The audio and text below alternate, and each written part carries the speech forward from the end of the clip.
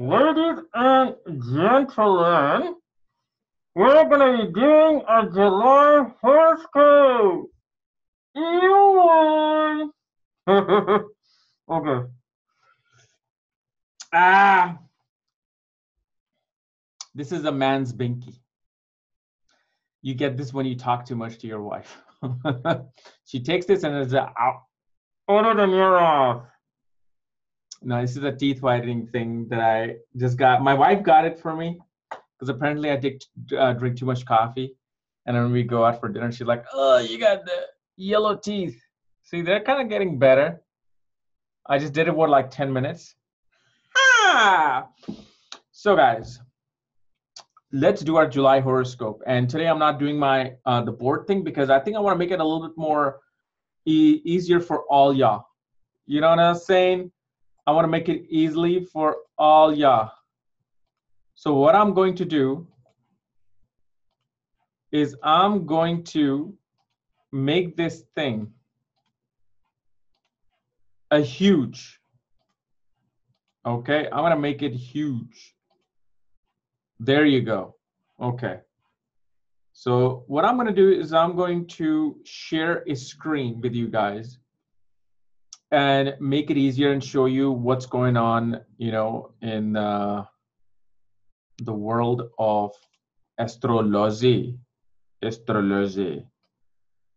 So if you guys can see this, okay, I'll put my screen here.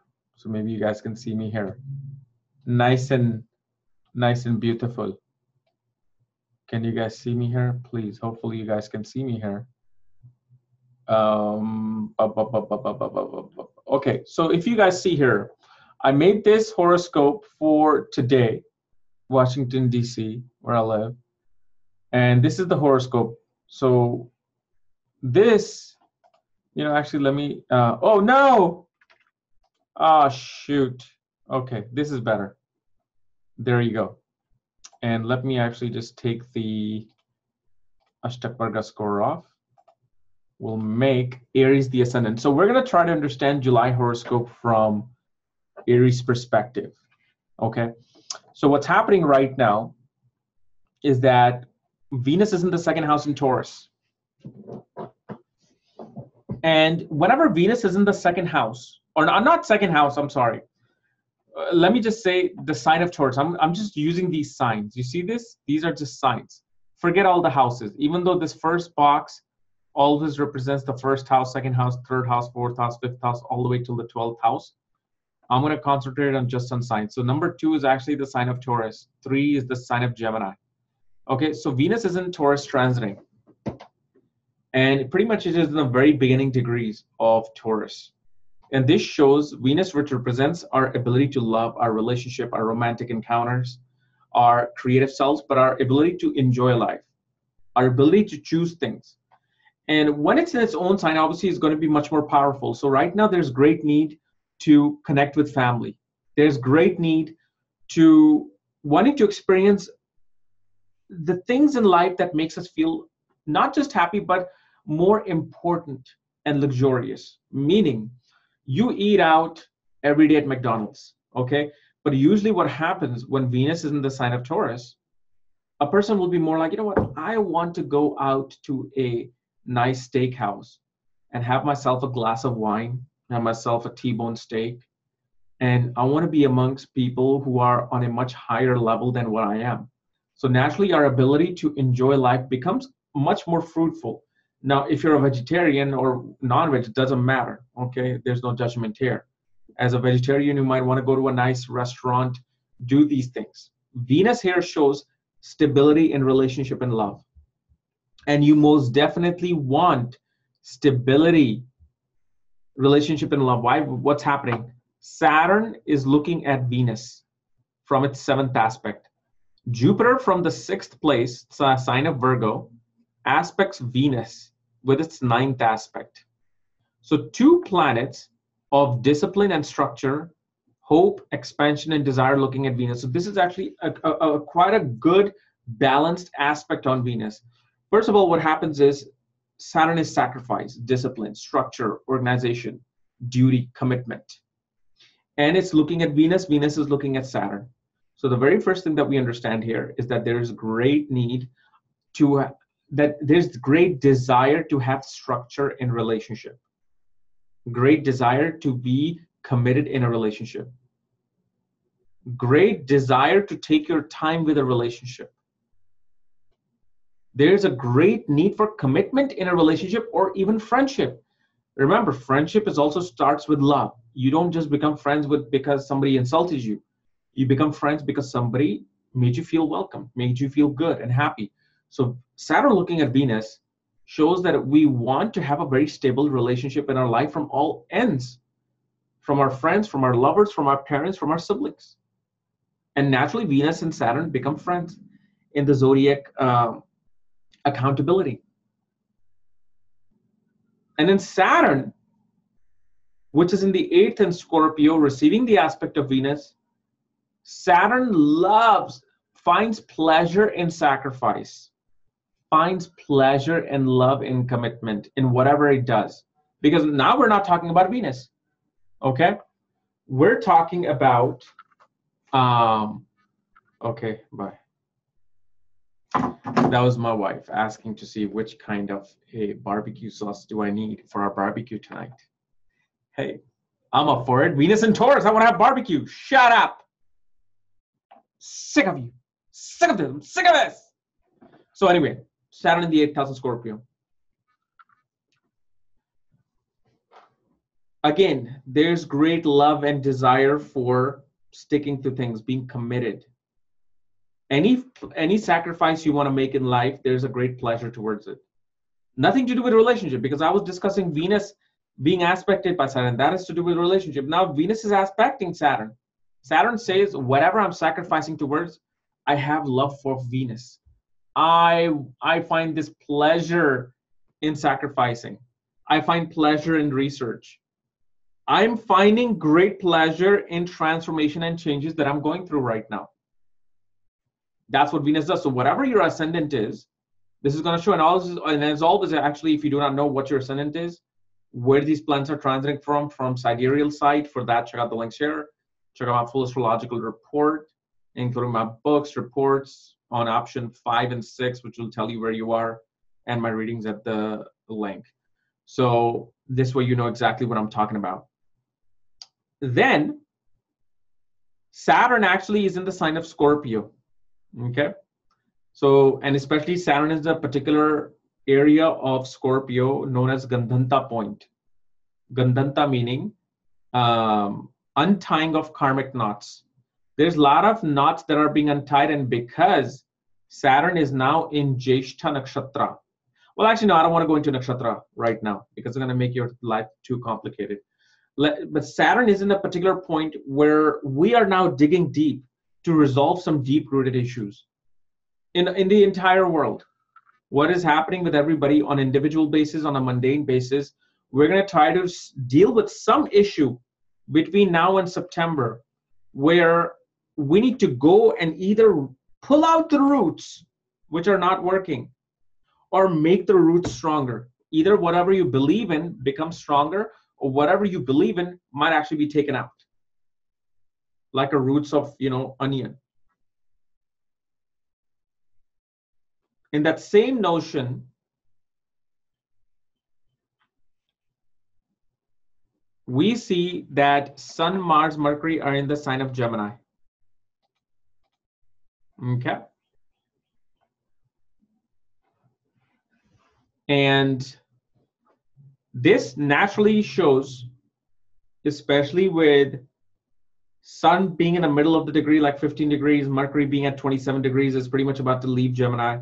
Mars about to leave Gemini. So literally for the next week or so, this shows our aggressive ability to communicate with things. Our strength and stamina and our courage is to now inform things that need to be informed. We take great pride and courage. We're becoming very brash with our communication. And I definitely see that happening. I definitely see that happening with at least the people that I know in my friend circle, my astrological friend circle. Everybody's having very hard opinions, very strong opinions of what they believe in. They don't care what everybody thinks. They're just saying what they want to say. So Sun, Mars, Mercury, and Gemini shows our communication wants to be heard, needs to be heard with authority. And obviously, as you know, Rahu and Ketu are just about to switch signs, going from Leo to Cancer and Capricorn. So they're in their own kind of like a Gandhanta, you can say. They're in a Gandhanta position. They're going from, Rahu is especially in a Gandhanta position because it's going from fire back to water. So naturally, this is going to bring great transformation in world governments. This is going to bring natural transformation in royal families.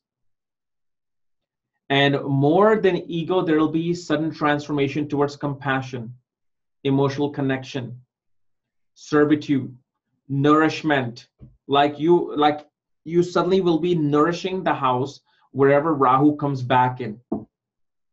Okay. And then Jupiter is obviously in the 6th house in the sign of Virgo, around 19 degrees. Or forget the 6th house, it's in the sign of Virgo. So even it's direct now, it's no longer retrograde, it's direct. So now what we see is that there's this natural need to learn in detail, need to learn with, you know, the eye of the hawk, rigorously working towards mastering our knowledge, mastering our, you know, the teachings of our guru. But this is also the place where our intelligence finds too many blocks and enemies. Because the sign of Virgo is originally the, you know, the 6th house of enemies and obstacles. So here we're going to find in Virgo too many obstacles in dealing and making connections with our gurus, which I definitely see, because whenever I do like interviews on my main channel, on KRS channel, right now I always find some sort of like an obstacle coming between me and my guru. Like I've tried to do interviews 2 or 3 times.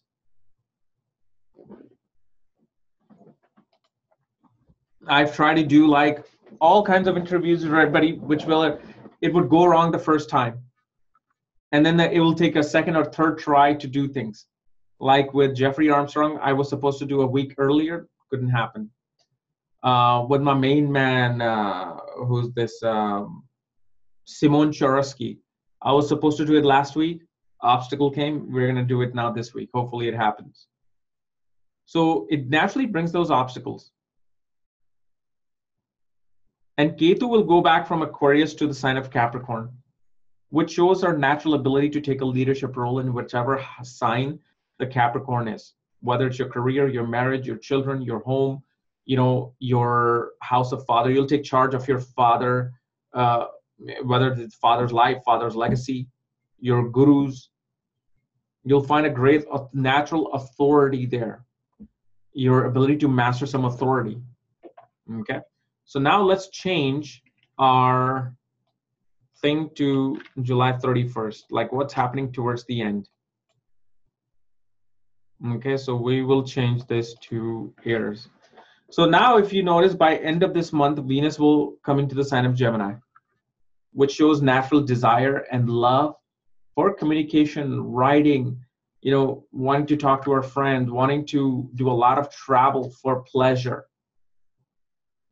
So Venus is a time where you usually see people travel a lot, going on vacations, summer vacations, winter vacations, which depends upon which hemisphere you're in.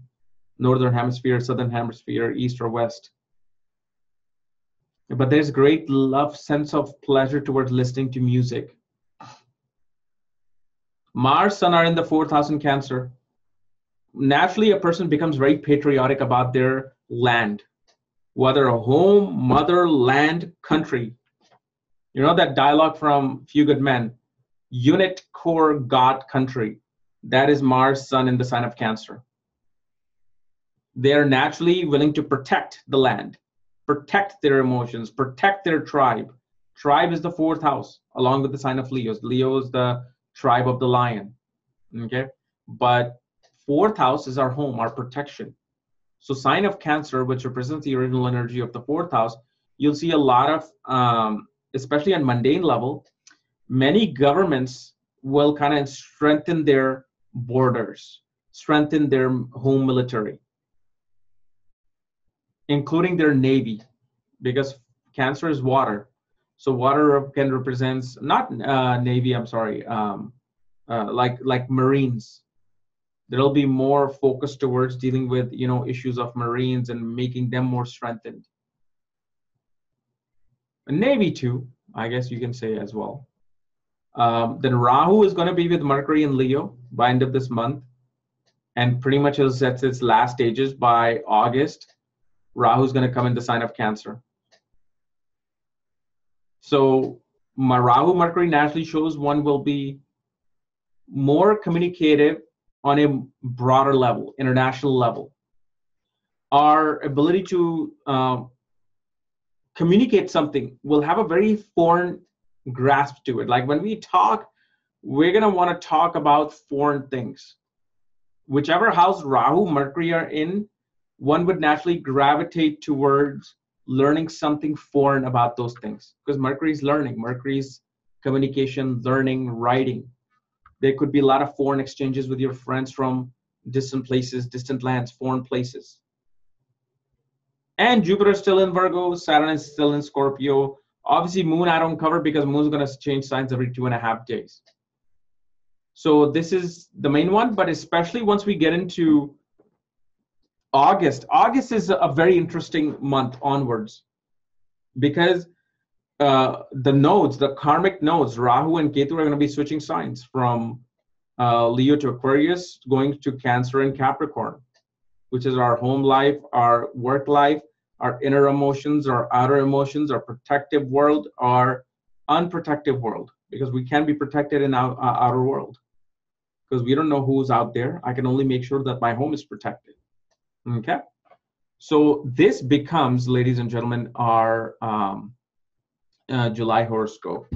So hopefully this has helped, given some insights, you know, on a more basic level, because as you know, I don't spoon feed every ascendant, because you have to go and understand astrology like you understand language, A, B, C, D, because you speak every day, right? You talk, you use, sometimes you use mathematics, everything that you learned in school. Well, we should have been learning astrology in school as well, but we're not, because we're not in those times where they will believe these things. But once you integrate astrology on a basic level, just what I'm teaching will open up your world to how you're connected to the cosmos. That's you finally realize that there's some divine umbrella up there, because remember, it's like an umbrella, the sky. There's an umbrella that protects us and guides us. And remember, umbrellas are Rahu. So Rahu is, in a way, guiding us in this moment. Okay? So anyway, if you're new to my channel, subscribe below. And subscribe to my main channel, KRS channel on YouTube. Otherwise, check out my website, and we'll see you next month. Bye-bye.